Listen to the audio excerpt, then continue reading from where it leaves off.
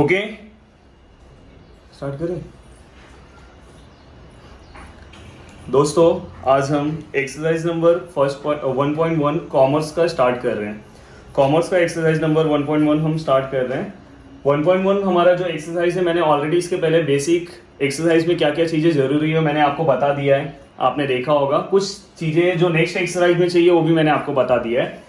उसके अंदर से क्या क्या फर्स्ट एक्सरसाइज के लिए चाहिए, और फर्स्ट एक्सरसाइज एग्जाम का ज़्यादा इंपॉर्टेंट एक्सरसाइज नहीं है, फिर भी मैं आपको करा के दे रहा हूँ। इसके ऊपर ज़्यादा क्वेश्चन नहीं आएगा, फिर भी करो ये। अभी इसके अंदर मैंने बताया था कि स्टेटमेंट कौन सा होता है, कौन सा ऐसा आपको सेंटेंस दिया रहेगा जो स्टेटमेंट होगा। तो मैंने कल ही बताया था कि statement is a declarative sentence which is either true और फॉल्स। ऐसा कोई भी सेंटेंस आपको दिया है जो या तो सही होगा या तो गलत होगा, वो कौन सा हो सकता है? असर्टिव। मैंने बताया था कल, जो असर्टिव, जो डिक्लेरेटिव जो सेंटेंस होगा वही क्या होगा, उसी में कंडीशन ट्रू और फॉल्स आ सकती है। जैसे कि मैंने एग्जांपल दिया था, Mumbai is the capital of Maharashtra.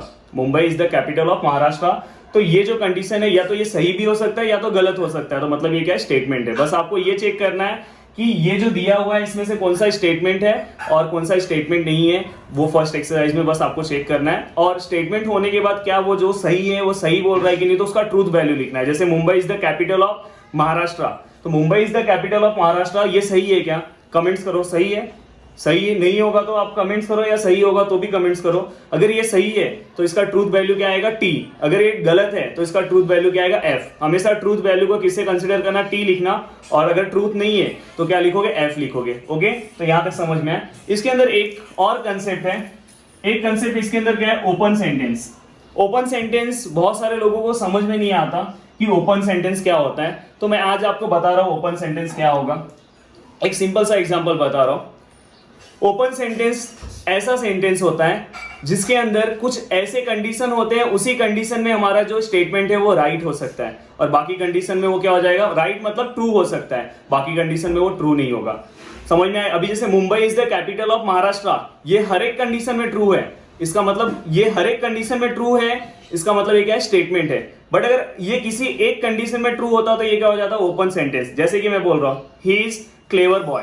He is clever boy, अगर मैं बोल रहा हूं कि ही इज क्लेवर बॉय, पर अगर समझो दूसरा कोई बोल रहा है ये मेरे अकॉर्डिंग वो क्लेवर है, पर दूसरे के अकॉर्डिंग वो क्लेवर नहीं भी हो सकता है। अगर मैं किसी के अकॉर्डिंग में अच्छा हूं पर दूसरे के अकॉर्डिंग में बुरा भी हो सकता हूं, तो ये कैसा ओपन सेंटेंस है? समझ में आ रहा है कि नहीं आ रहा है? ऐसा कंडीशन जो किसी एक को बस ट्रू हो और बाकी लोग को फॉल्स भी हो सकता है। और दूसरा एक यहां पे मैं आपको एग्जांपल दे रहा हूं, x + 4 which is equal to 8। Okay, अगर कोई भी कंडीशन में जहां पे भी आपको x दिखाई दिया, समझ जाना कि वो ओपन सेंटेंस है। पहला तो मैंने आपको स्टेटमेंट बताया, समझ में?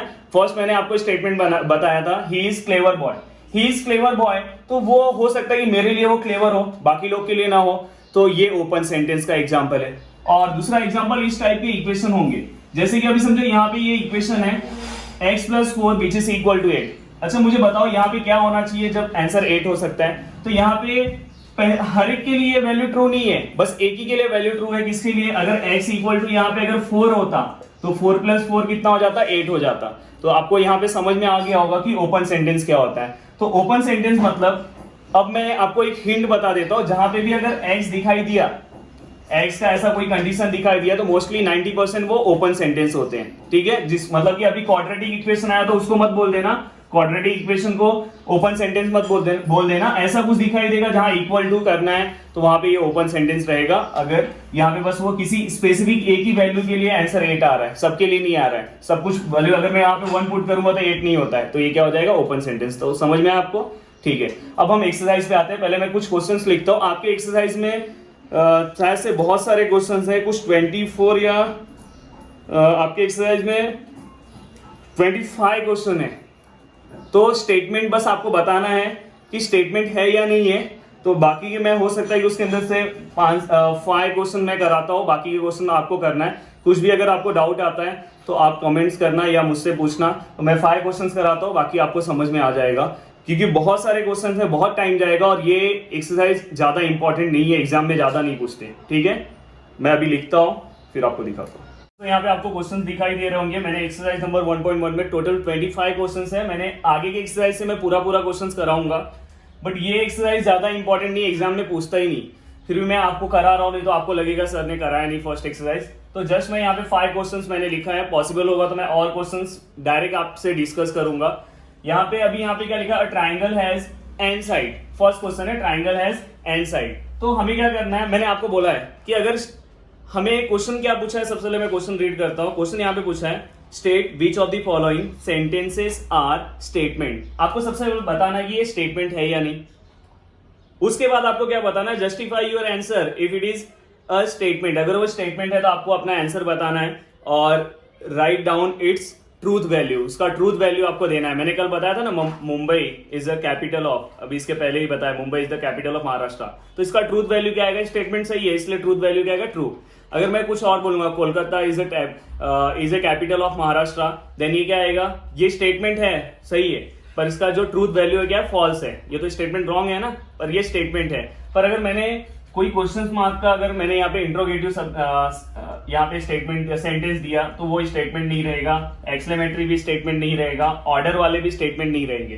तो यहाँ पे क्या लिखा, a triangle has an side, a triangle has an side. हाँ, ये तो एक सिंपल सा स्टेटमेंट है, यहाँ तो ना तो क्वेश्चन मार्क है, ना तो ये ऑर्डर दिया है, ना तो एक्सक्लेमेटरी। तो मैं यहाँ पे क्या लिखूंगा, it is a statement, it is a statement. पहला मेरा हो गया आंसर। अब मुझे क्या करना है, बताना कि ये इसका ट्रूथ वैल्यू क्या है। तो उसके पहले मैं लिखूंगा स्टेटमेंट क्या है, a triangle has an side. देखो ये ट्राइंगल है, ट्राइंगल में तो हमें पता है ना 3 साइड होता है, तो ट्राइंगल में n side, number of side कहां आता है, 3 साइड हमें फिक्स पता है। तो यहाँ पे ऐसा रहना चाहिए था, ट्राइंगल हैज 3 साइड। तो इसका मतलब स्टेटमेंट रॉन्ग है। तो आप कैसे लिखोगे, विच इज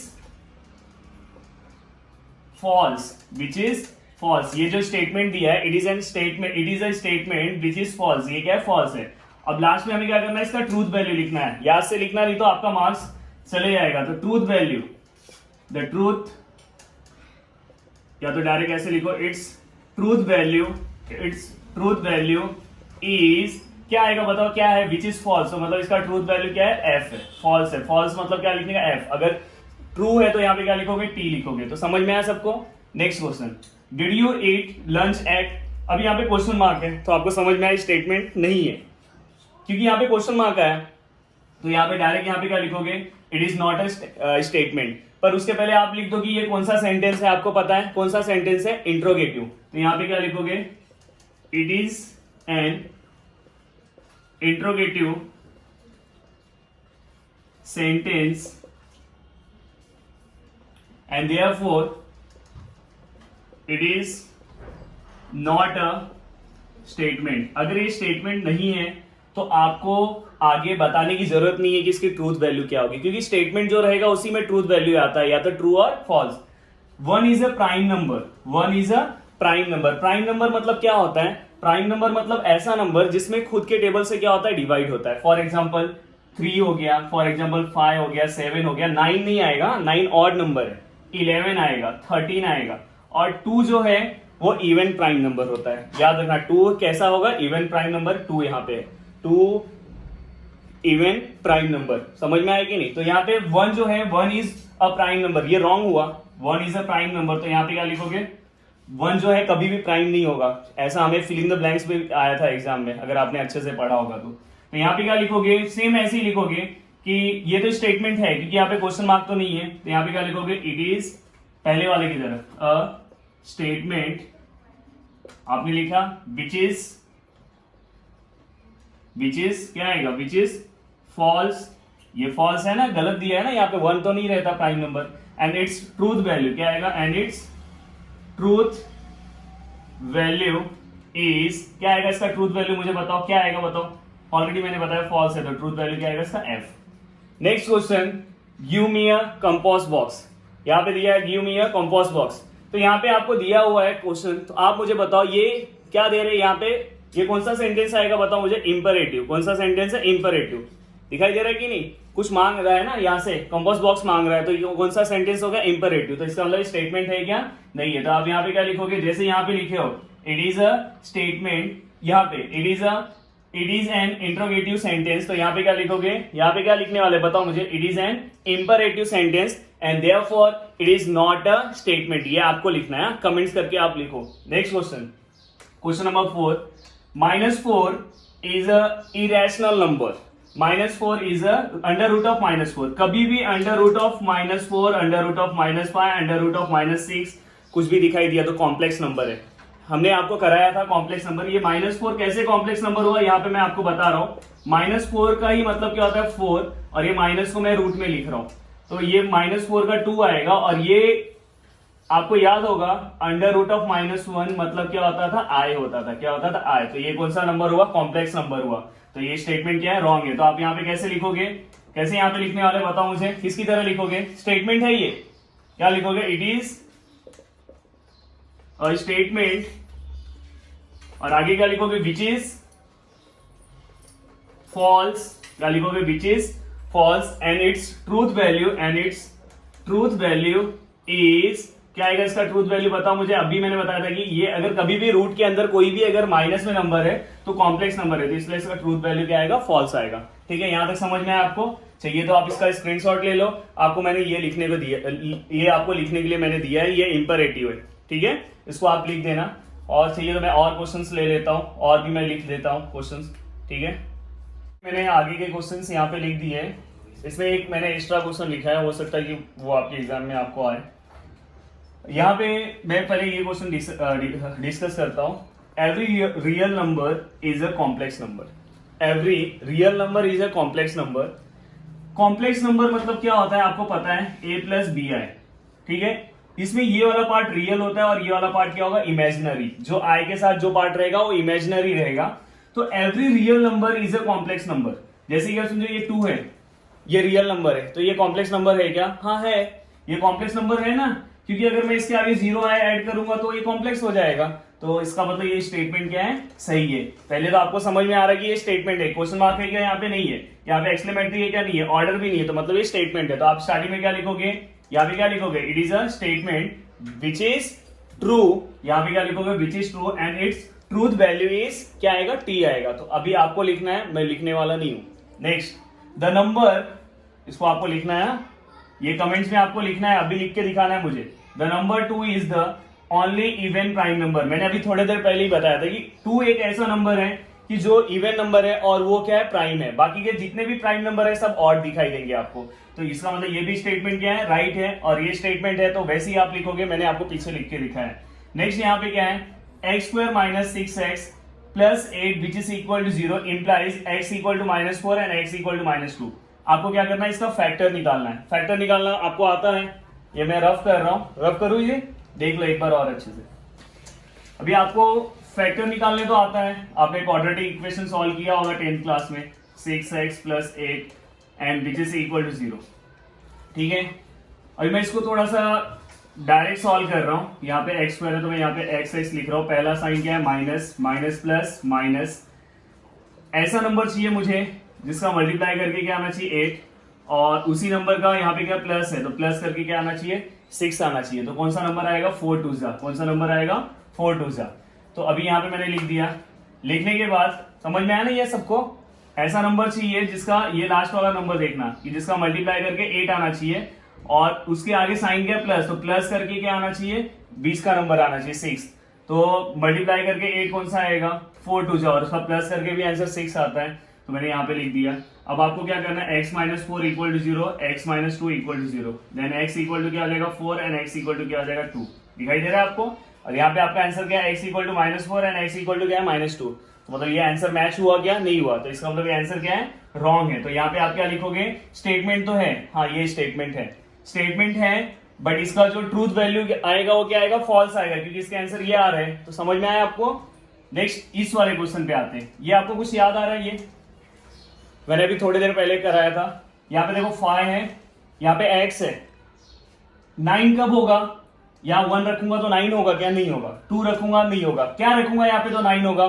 तो सर यहाँ पे आप 4 रखोगे तो 9 होगा, हाँ मुझे भी पता है यहाँ पे 4 रखेंगे तो 9 होगा।